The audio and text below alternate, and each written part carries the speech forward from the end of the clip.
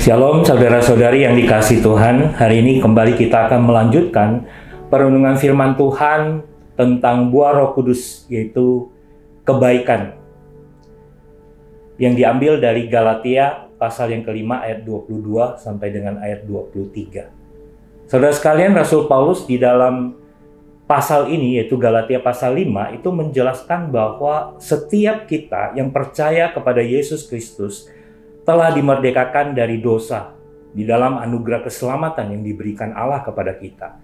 Kita tidak lagi hidup, dikatakan kita tidak lagi hidup menurut keinginan daging, tetapi kita hidup sekarang menurut keinginan roh. Hidup kita diubahkan di dalam pimpinan Roh Kudus dengan kebenaran firman Tuhan, sehingga hidup kita menghasilkan buah pertobatan yang dikerjakan Roh Kudus di dalam hidup kita.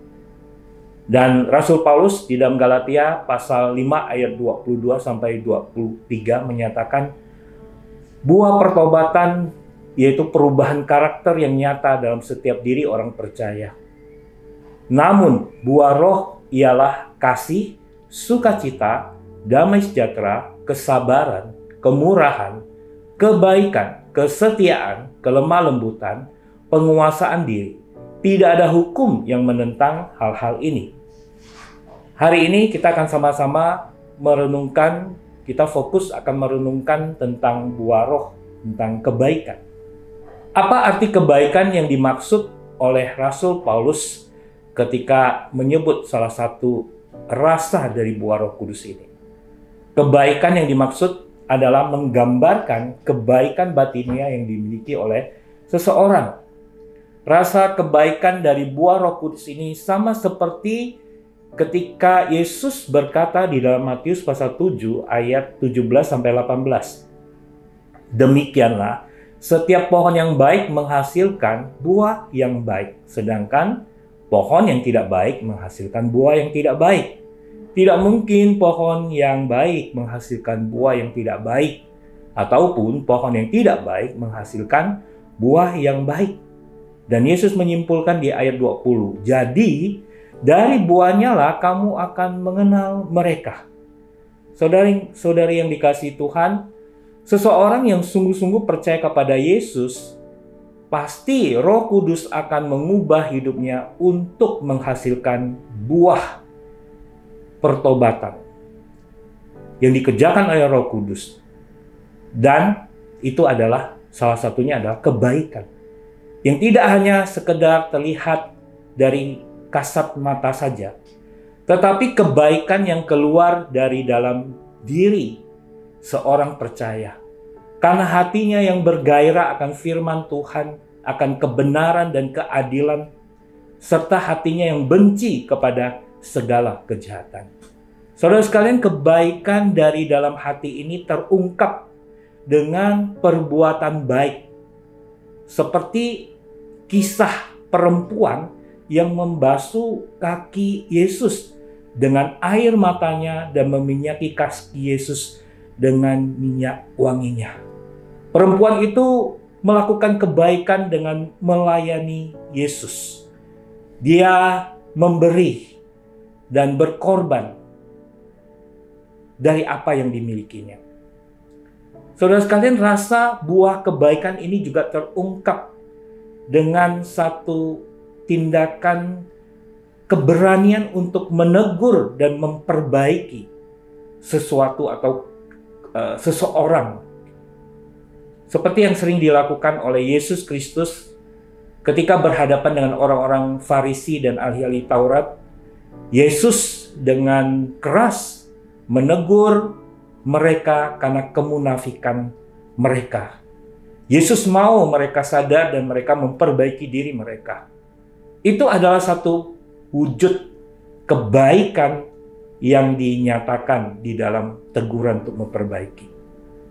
Bahkan kebaikan yang lebih tinggi lagi ketika Yesus berkata kepada murid-muridnya di dalam Matius pasal yang kelima ayat 43 sampai 44. Di situ dikatakan, kamu telah mendengar yang difirmankan, kasihilah sesamamu manusia dan bencilah musuhmu.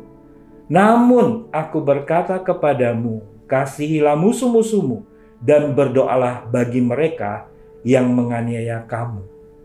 Satu firman Tuhan yang tidak mudah untuk dilakukan. Tetapi itulah kebaikan yang harus terwujud di dalam diri setiap orang percaya yang menjadikan mereka berbeda dari dunia ini.